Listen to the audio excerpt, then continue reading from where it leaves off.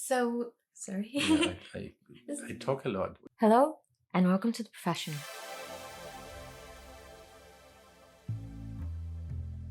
The Professional is a channel I started with the idea of lifting the veil on the realities of working in the fashion industry from the point of view of the people in the background.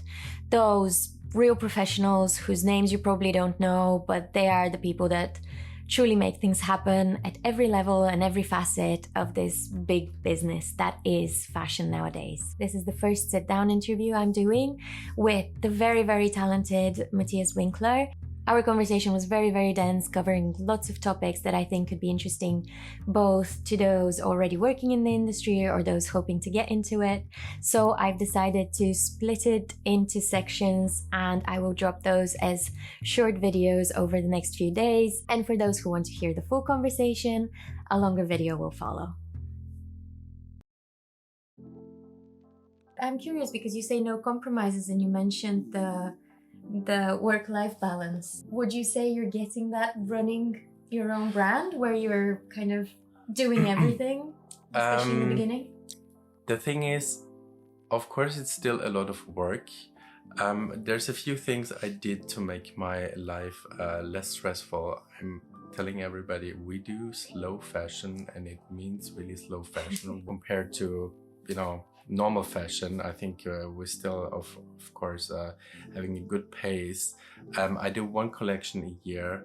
I think it's a bit more free with footwear, and I made this clear from the beginning. So I'm a little bit more free, but of course this is also tricky because it depends who you're working with. If you're working with shops, if you're working with direct customers, if you can really create your own kind of schedule, yeah. Mm-hmm. So I think at the beginning of the pandemic, everybody, people were not going to Paris, and everybody was like, oh yeah, maybe we can not do seasons so much, and we can.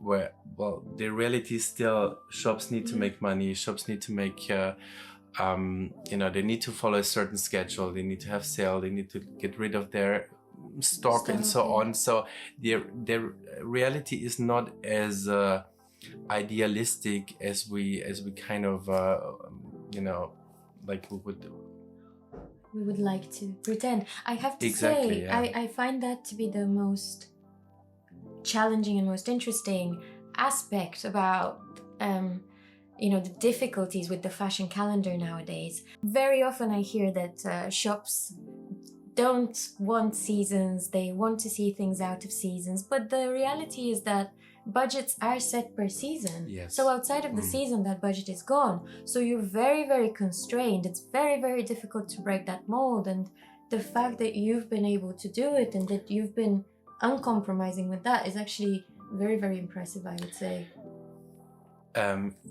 Yes, but of course it is possible on a very small scale. Yeah. I think it would not be possible if you're working for a bigger company.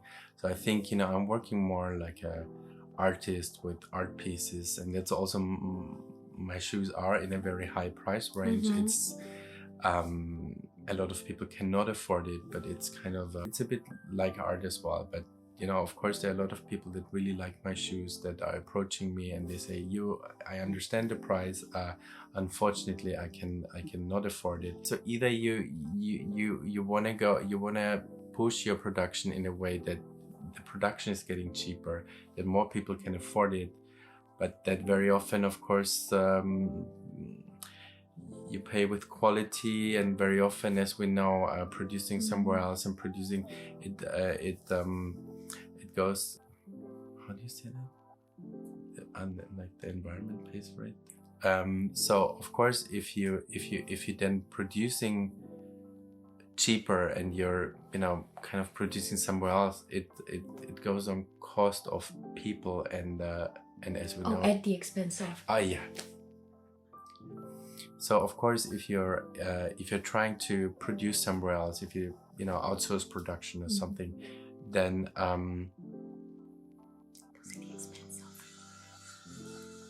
it goes at the expense of.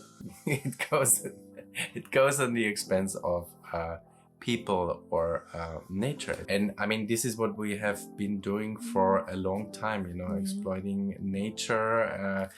And I think this is the big challenge that we're facing now, as we know. And I'm not giving up hope that humanity is capable of finding a way to work in a way that we're not destroying ourselves and the planet. Yeah, we've faced big challenges in the past.